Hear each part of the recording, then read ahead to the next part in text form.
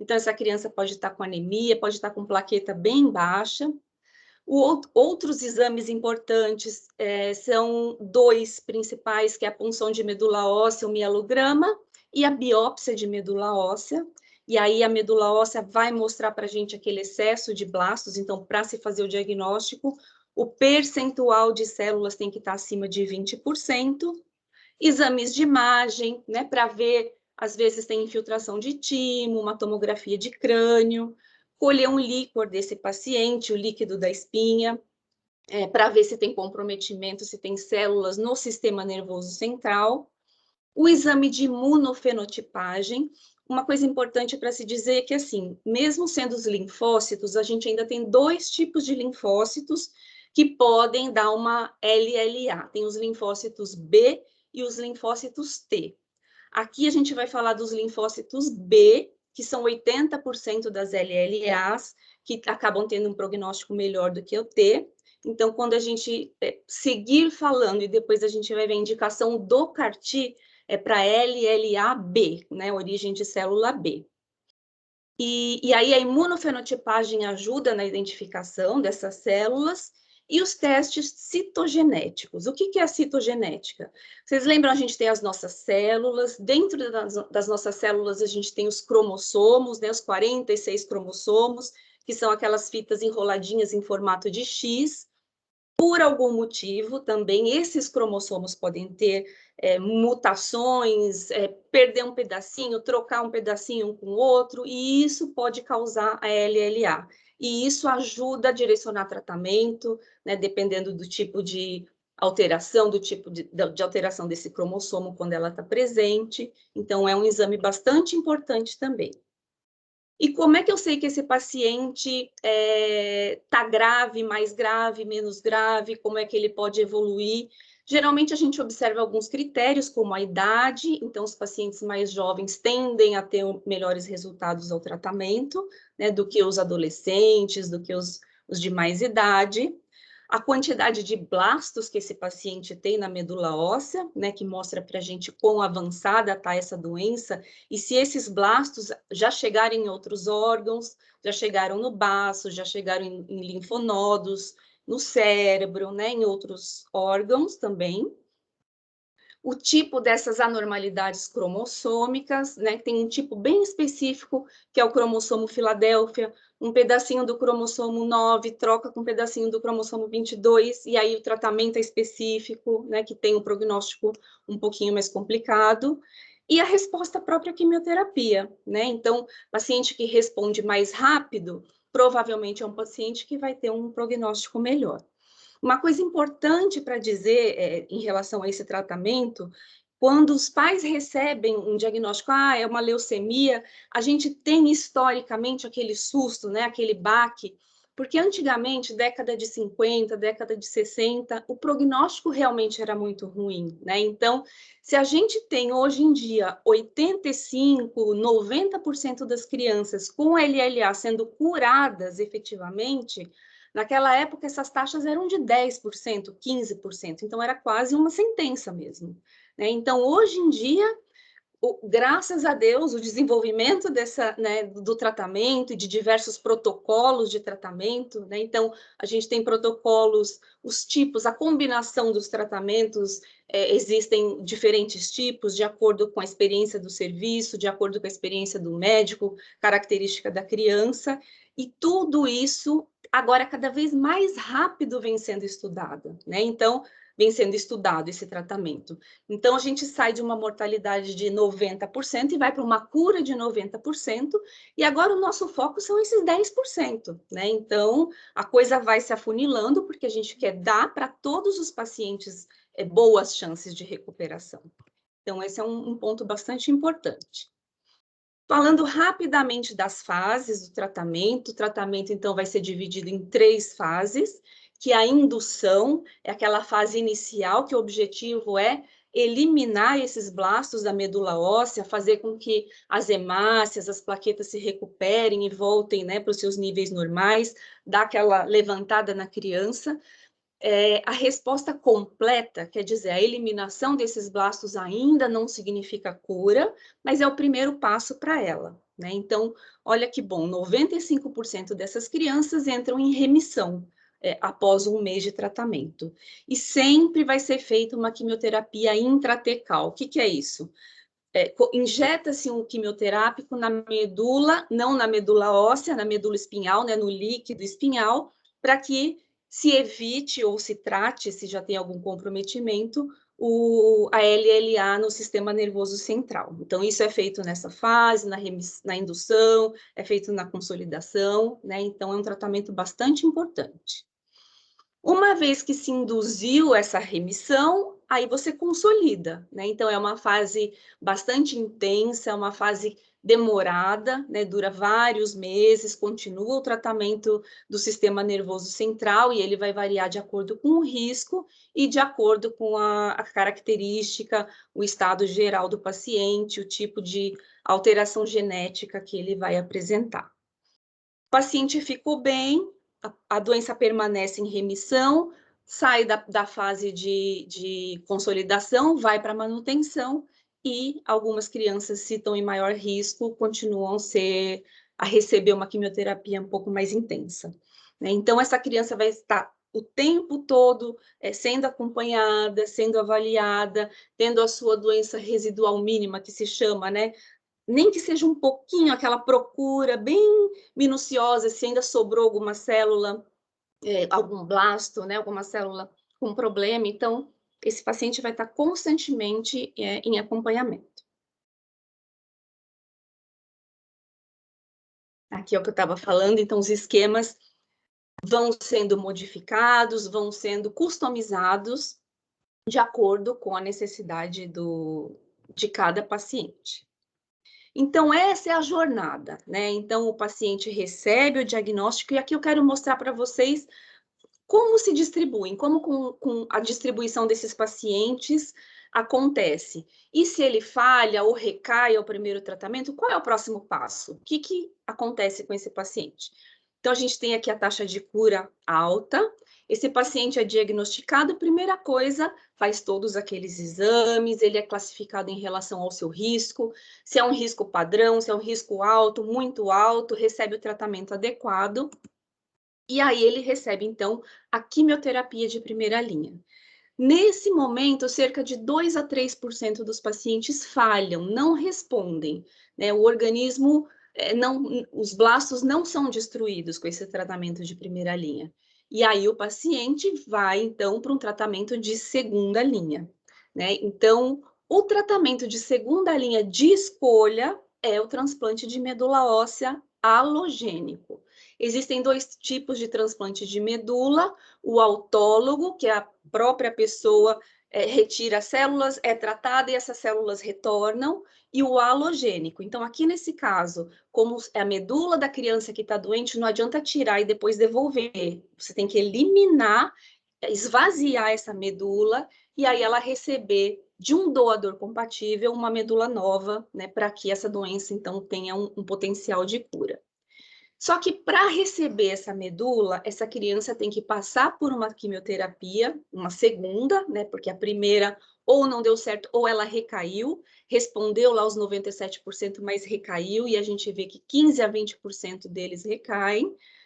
Se submete a uma segunda quimioterapia, porque para receber o transplante, essa medula tem que estar ok, não dá para transplantar com a medula cheia de blasto.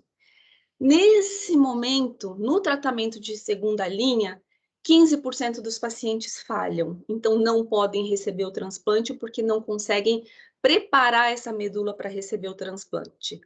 E a maioria consegue, responde, tem uma resposta completa à segunda linha, só que aí a gente vai para a questão de se encontrar um doador compatível, né? A gente sabe toda a questão que se tem em torno de se doar medula, de conseguir medula, nem sempre o paciente tem um doador compatível, né? Alguém parente, alguém na família que possa doar, mas às vezes tem e a criança não tem condição clínica, né? Porque ela recebe uma quimioterapia bastante intensa e tem criança que está bastante fraquinha e não consegue se submeter a isso. Isso colocaria ela num risco maior do que o próprio transplante, né? E aí essas crianças, então, que apresentam falha na terapia de segunda linha ou consegue ser transplantada, metade dos que são transplantados voltam a apresentar a doença, né? E aí parte-se para um outro tratamento, ou demais linhas terapêuticas, ou um segundo transplante, né? Então, aí já vai bem caso a caso, discussão caso a caso, dependendo da criança. E essas condições a gente chama de recaída ou refratariedade. A refratariedade é não respondo ao tratamento, né? Recebo a medicação, mas não tenho resposta. E a recaída é eu tenho uma resposta, mas logo em seguida a doença volta. Então, para esses pacientes que felizmente são uma minoria, o prognóstico vai a cada recaída, a cada linha terapêutica que ele precisa usar, essa chance desse paciente vai diminuindo, né? Então, existem outras opções de tratamento, existe imunoterapia, né? Existe segundo transplante, etc. Mas essa sequência de falhas é onde o CAR-T veio cobrir uma necessidade não atendida. E o tratamento não é fácil, né? A gente imagina toda a carga emocional, toda a carga de sintomatologia, o estresse que é para essa família, né? Ter esse dia a dia, e cada vez vamos tentar de novo, e aí não deu certo, então, né, tudo isso precisa ser levado em conta. E aí vem, então, a terapia celular para atender a esse grupo de pacientes, que, de novo, felizmente, é uma minoria. Por que chama terapia celular?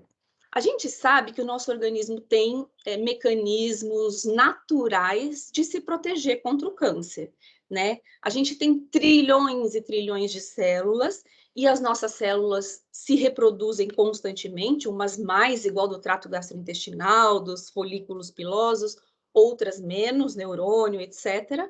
Mas, com certeza, não são todas as células que vão ser formadas de forma perfeita. O nosso organismo tem um mecanismo que é chamado de apoptose, que é uma morte celular programada, que faz com que o organismo detecte e fale, não, essa célula aqui não está legal, vou eliminar.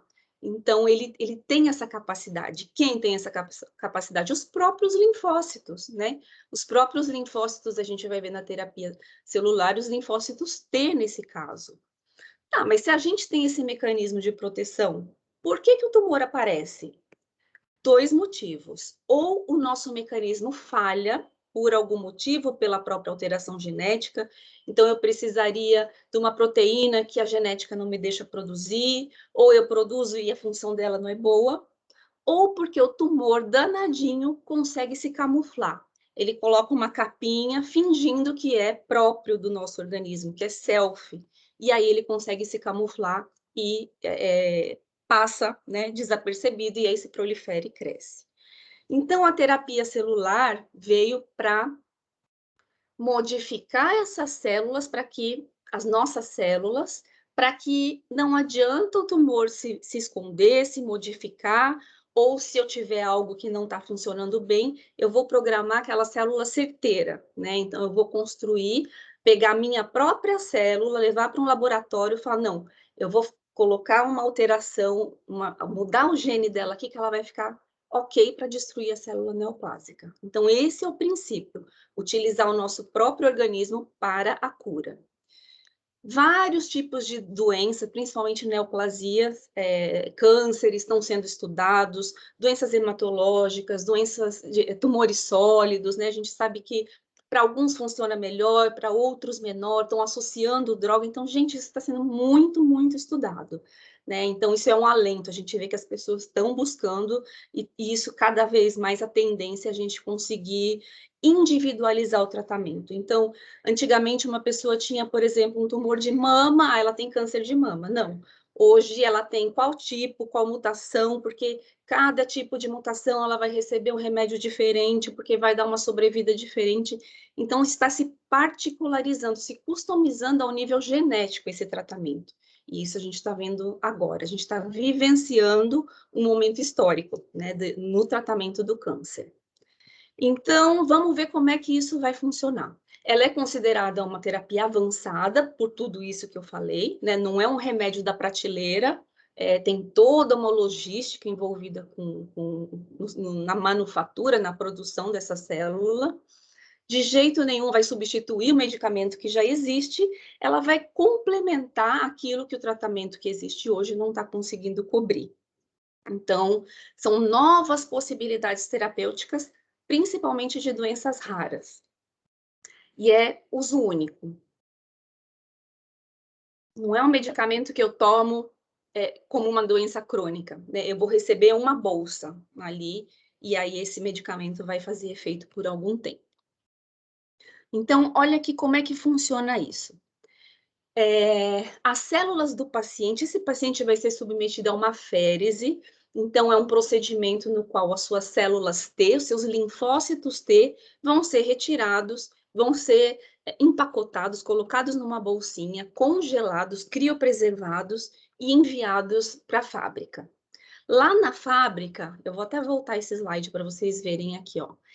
A tecnologia conseguiu inserir num vírus um DNA, e aí esse vírus é colocado em contato com a célula T, com o nosso linfócito, vai entrar, como se fosse infectar essa célula, vai lá no núcleo dessa célula e vai dizer assim: célula, agora você vai trabalhar para mim, toma aqui o meu material genético.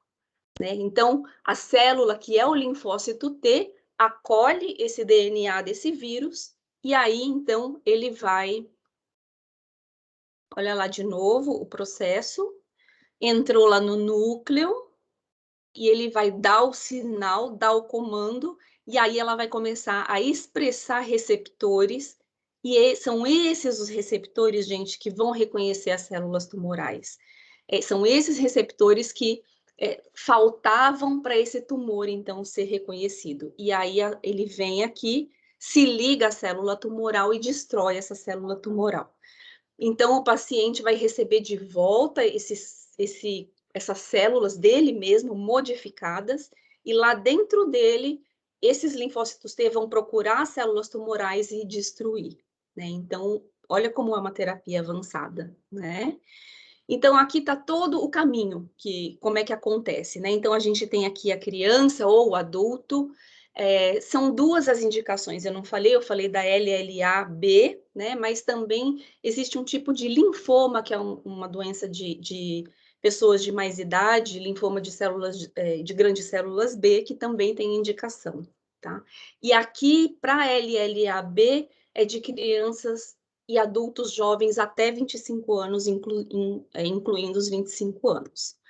Então, esse paciente vai ter suas células T retiradas, essas células T criopreservadas vão ser enviadas para uma manufatura, para uma fábrica, e lá esse processo 2 e 3, então tem o processo de colocar o vírus para trabalhar na célula, aí eles fazem essa célula se multiplicar, né, para crescer em número, demora em torno de 30 dias, e desses 30 dias, mais da metade é em relação à checagem de qualidade, porque é extremamente rigorosa essa checagem de qualidade, para ver se não tem impurezas, para ver se a quantidade de células está adequada, né? Então, existe um padrão muito certinho, muito rigoroso.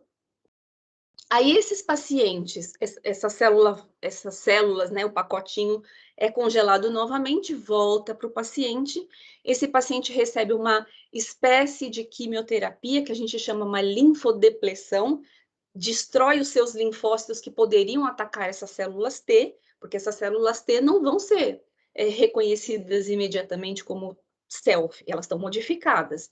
Então, você dá uma diminuída na sua imunidade, infunde essas células T, e lá, então, elas se multiplicam e atacam o tumor. Para crianças, a gente tem resposta bem melhor do que pacientes com linfoma. Então, a gente tem, por exemplo, uma resposta nos primeiros 6 meses de mais de 80% dessas crianças, e são crianças que teriam uma sobrevida bastante restrita. E os estudos mostram uma persistência também, né? Não adianta funcionar na hora. Então, a gente tem dados de mais de 2 anos, cerca de 2 anos, essas células persistindo e ali em vigilância para matar uma célula tumoral que possa vir a aparecer. Então, assim, é um passo enorme, né? A gente está cruzando aí um abismo. É histórica essa modificação e a tendência, isso, gente, é só o primeiro passo, porque a gente já está vendo uma evolução desses CAR-Ts iniciais, né? Então, medicamentos que têm uma manufatura mais rápida, porque às vezes o paciente não tem os 30 dias para esperar, e para outras doenças, então tudo está evoluindo muito rápido. E aí a gente gostaria, né, de coração levar ao mundo mais Emilys. A Emily é a menininha que pela primeira vez recebeu o CAR-T, foi curada pelo CAR-T, hoje aqui estava com 8 anos, ela está acho que com 14 anos agora, né? Então, na época eu lembro que foi capa da Veja, então a gente quer que isso, que o maior número possível de pessoas tenham acesso a isso. Vocês podem ter certeza que é o que faz a gente acordar de manhã, é o que faz a gente se motivar, é o que faz a gente se inspirar e dar o nosso melhor para que isso possa chegar a todos. Obrigada. Fiquem à vontade se vocês quiserem me mandar um e-mail, conversar. Eu acho que agora, Carla, a gente abre para perguntas.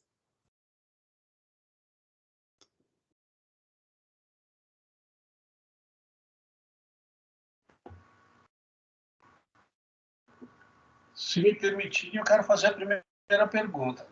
Claro. Doutora, logo no início da sua explanação, que foi brilhante, muito obrigado, a senhora fez uma afirmação que me deixou intrigado.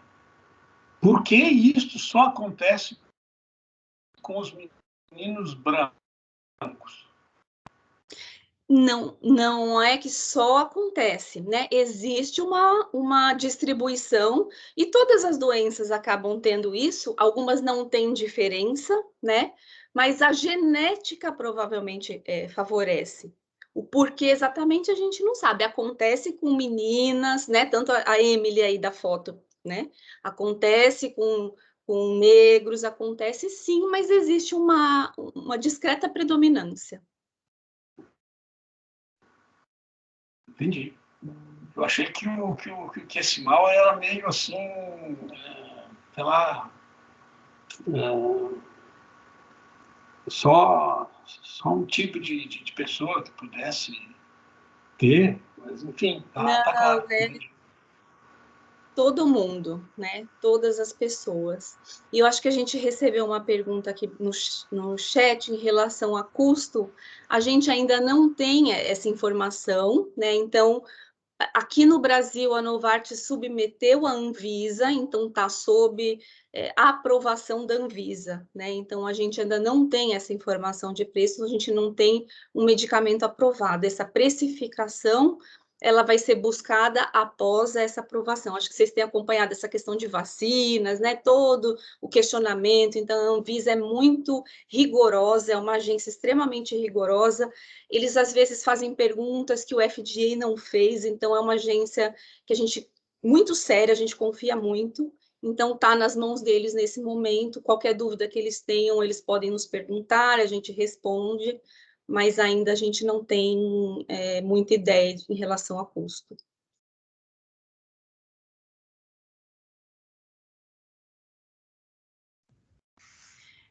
Mais alguma pergunta?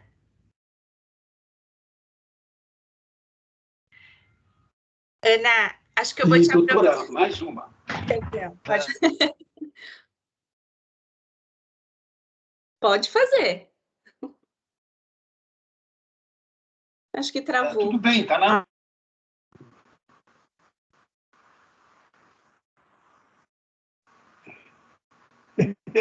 Eu acho que congelou.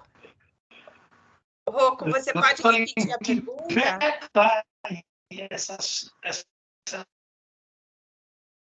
Ih, congelou.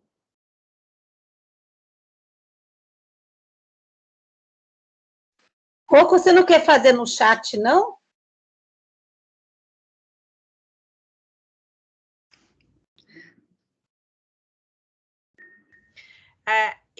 Ana, super boa a sua aula, muito clara. O que a gente acho que precisa ficar bem claro que você falou na sua aula mesmo, que é uma minoria dos pacientes que vão precisar dessas terapias no futuro, né? Que a gente uma terapia que tem sido desenvolvida, que a gente vai poder usar para as leucemias linfóides aguda, B, que não respondem a todo o tratamento convencional, que recaem após o transplante. Então, provavelmente, isso deve ser 5% de todos os pacientes portadores de LLA-B que a gente está falando, né, Ana? Perfeito. E que a gente vai poder usar essa terapia não só para leucemias, que a gente já tem sido desenvolvido para outras doenças que não câncer, mas para câncer, alguns tumores sólidos, a gente começa a ver também esse tipo de tratamento para tumor sólido, né? A gente ainda não sabe a resposta, se a gente vai ser tão efetivo quanto a gente parece ser nas leucemias e linfomas, né? Mas é um caminho que não tem volta, né?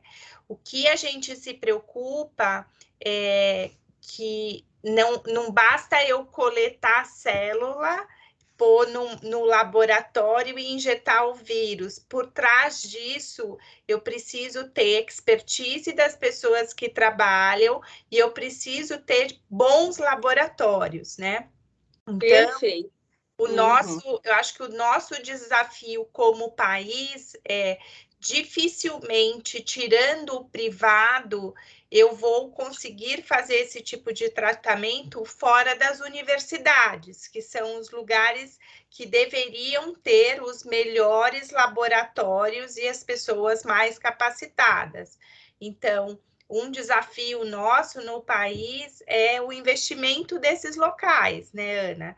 Porque é uma terapia de um custo, hoje, provavelmente um custo bem alto, que é o que a gente escuta falar, mas que atrás disso, eu preciso ter toda a minha expertise e meus bons laboratórios para poder desenvolver isso daí, né? Mas exatamente. eu tenho certeza que a hora que a gente tiver a liberação da Anvisa, que a gente, Novartis, Ministério da Saúde, Anvisa, a gente vai ter que montar um plano para que os pacientes SUS, crianças e adultos, tenham acesso a esse tipo de terapia no futuro, né? Esse eu acho que é o nosso maior desafio. Sim.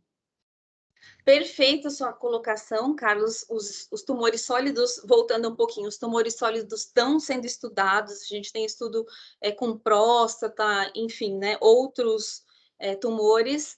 O resultado ainda não tem sido satisfatório a ponto de se registrar, e a questão de ser um tumor sólido, então você tem toda aquela parte interna do tumor que é difícil o CAR chegar, então a hematologia acaba tendo a vantagem nesse sentido, e você tem toda a razão em relação ao expertise dos laboratórios, existe toda uma qualificação, né, dos centros, dos profissionais, a forma como isso é feita, muito treinamento antes, treinamento depois, porque não é isento de evento adverso, a gente sabe que, né, é passível de evento adverso, então a gente tem um cuidado muito grande de treinamento, de suporte em relação a isso, e um segundo passo, abertos para uma discussão com o Ministério nesse sentido, sim. Né? É o que a gente quer, é a nossa intenção, é o que a gente quer fazer.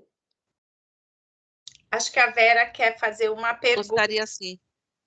Algumas perguntas que eu faria, você já respondeu, Carla, e é brilhante, está sendo muito bom, aprendi muito, mas muito. E já vi que tem outros tumores passíveis de tratamento, né? E agora, imaginando o futuro, a gente está enxergando uma maravilha, né? A gente espera que isso aconteça em breve. E quanto aos valores, eu lembro que o transplante de medula custava chegou a custar R$ 1 milhão no dinheiro de hoje, né? E hoje já não tem esse... Ainda é uma coisa custosa, mas já não tem tanto... não é tão impactante quanto já foi. Então, talvez essa terapia celular venha passar também a ser uma coisa acessível, e é o que a gente espera. E a minha pergunta, doutora Ana, é assim, os outros países, em que ponto eles estão em relação à acreditação desse medicamento, entre aspas, né, dessa terapia? Em que ponto que eles estão? Eles, assim, muitos deles estão comercializando já são medicamentos aprovados, sendo utilizados, então, Europa, Estados Unidos, né, então, e tem mais de um, né, tem três, no mínimo, 3 opções, então, são medicamentos já comercializados, e a Carla falou de outras patologias, tem país com CAR-T para mieloma múltiplo, por exemplo, comercializado também, né, que é a próxima indicação que provavelmente está chegando.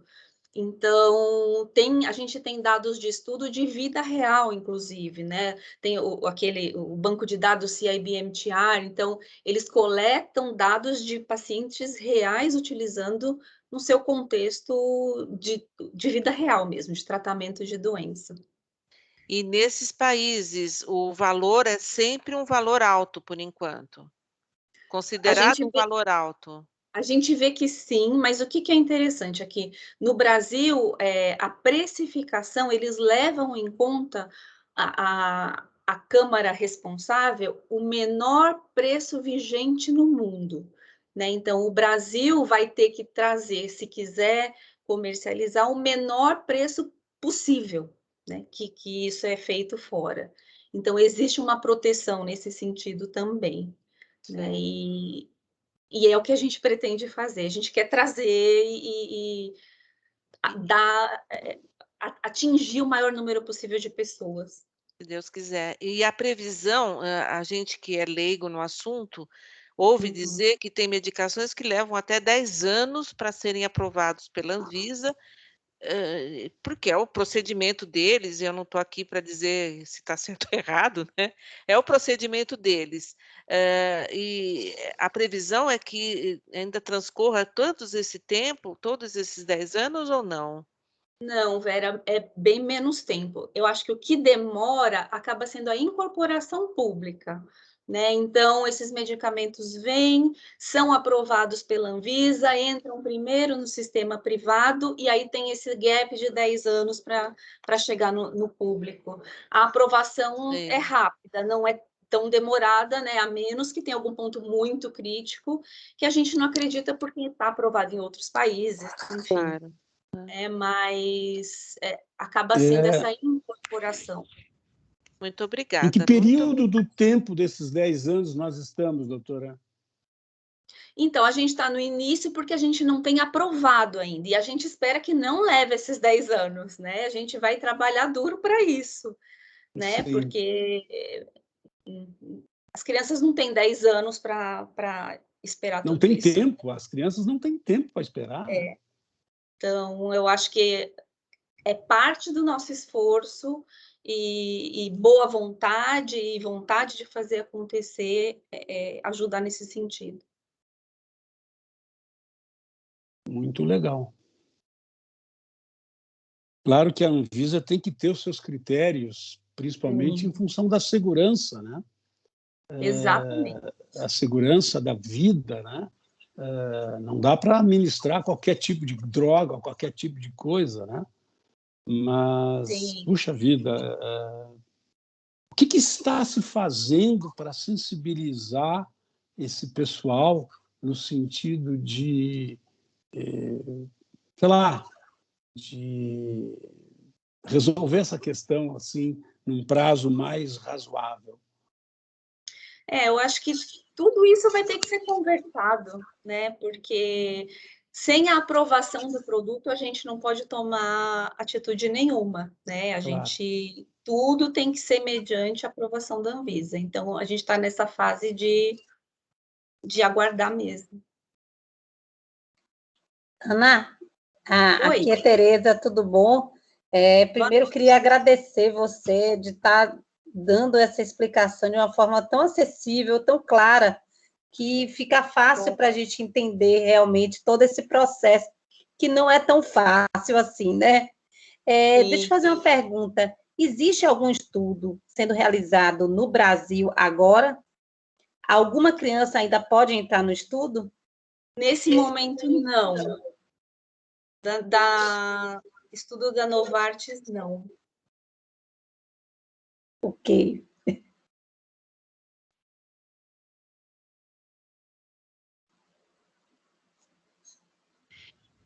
Mais alguma pergunta, pessoal? Tem uma no chat.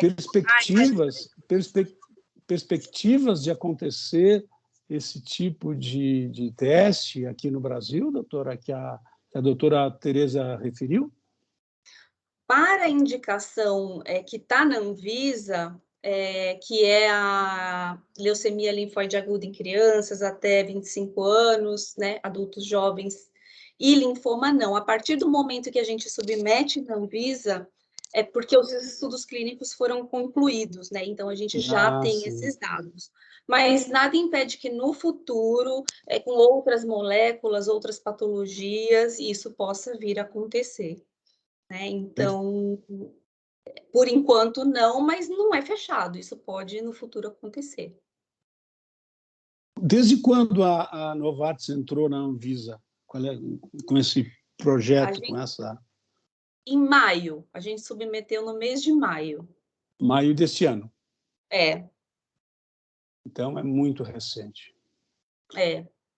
Precisamos rezar para que esses 10 anos...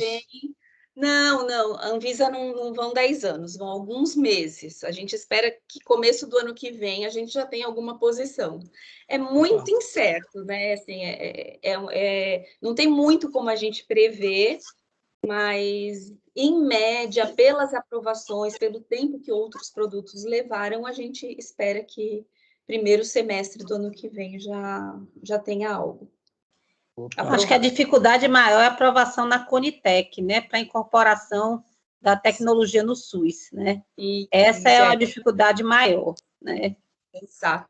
É o terceiro passo, né? É a Anvisa, é a CEMED, depois vem a Conitec, a ANS, toda aquela questão pública-privada. E a luta continua. Eu acho que o importante é que foi dado o primeiro passo, né? Então, a gente precisa... Uma hora precisa começar. Depois que essa droga é liberada pela Anvisa, aí a briga, sim, começa, né, Tereza? A gente bem sabe o que é Conitec, né, Carla? Opa! Sabe bem.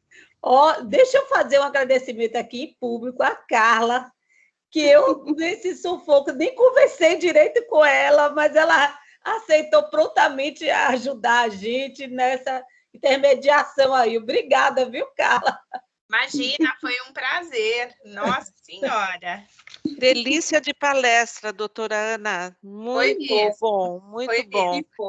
Foi um prazer. Doutora Carla, uma Estou à delícia. disposição, gente. Eu gosto, né? Eu gosto. Estou sempre à disposição. Não, quando for no começo do ano, né? No começo do ano, quando for aprovado, a gente vai fazer uma outra para, primeiro, comemorar e, segundo, ver quais serão os próximos passos e todos nós ficarmos atentos e, se for necessário uma pressão, estaremos ali, com bandeira na mão, pode estar certo. Com certeza, com certeza. E esperando que seja a primeira de várias. Como é que vocês chamam? Vocês têm contato com o Marcelo, né? O Marcelo Azulino, que acho que fez essa ponte entre a gente. Sim, então, contem com ele também. É uma pessoa maravilhosa que está nessa luta junto com todos. Né? Muito querido. Ele foi um parceirão nosso. Pode estar certa. Ana, olha, eu queria lhe dizer assim, que realmente, para a gente... E o que eu visualizo, né? Durante muito tempo, até para, não sei se você já conhecia a Cognac, né? Durante muito tempo, nós estávamos nos estruturando, vamos dizer assim, né? Então, hoje a Cognac, ela tem representatividade institucional em todos os estados que têm tratamento de câncer. E hoje a gente tem uma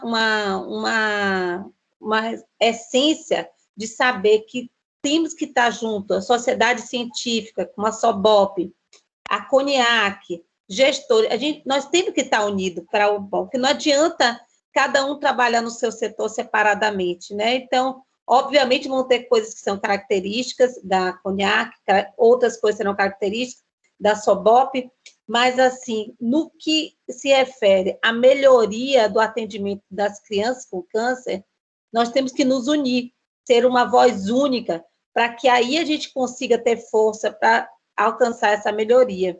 E hoje a CONIAC, ela tem essa meta muito clara, não só da diretoria, como das instituições. Então, eu queria lhe agradecer, porque hoje é muito importante que todas as instituições conheçam essas novas terapias, né? Tem tanta coisa que saindo agora, né? As terapias agnósticas, CARTICEL, tantas novas terapias estão surgindo, e se nós não sabemos que elas existem, nós não podemos lutar por elas, né? Então, é importante que as instituições tenham conhecimento desses avanços e que esses avanços cheguem às nossas crianças do SUS, né? É um debate, vamos dizer assim, prós e contras, né? Então, mas a gente tem que entrar nesse debate, a gente tem que entrar nessa discussão para a gente poder, de uma certa maneira, lutar pelo acesso. Hoje a gente fala do acesso ao diagnóstico precoce, diagnóstico preciso, tratamento adequado, mas todas essas novas terapias, elas também deverão estar de acesso para as nossas crianças. Muito obrigada, viu, Ana? Muito obrigada mesmo. E contem comigo para esse empoderamento, né? Eu acho que o conhecimento é o empoderamento. Então, assim, estou com vocês. Contem comigo. A alma de pediatra, né? A alma de pediatra grita. Bom, na verdade, o meu papel agora é encerrar, né? Eu gostaria de agradecer a participação de todos os amigos que participaram, porque, na verdade, são todos os amigos que participaram, né? E a gente tem uma próxima live, dia 22 de setembro, às 19 horas, que o tema será o câncer infanto-juvenil no Brasil, e todos estão convidados, inclusive, a participar e a disseminar esse próximo tema, né, para os seus pares. Gente, muito, muito obrigada, Ana, muito obrigada. Boa noite a todos. Boa noite, obrigada. Tchau, tchau. Boa noite. Tchau. Obrigada, gente. Muito bom. Parabéns. Muito mesmo. Obrigada.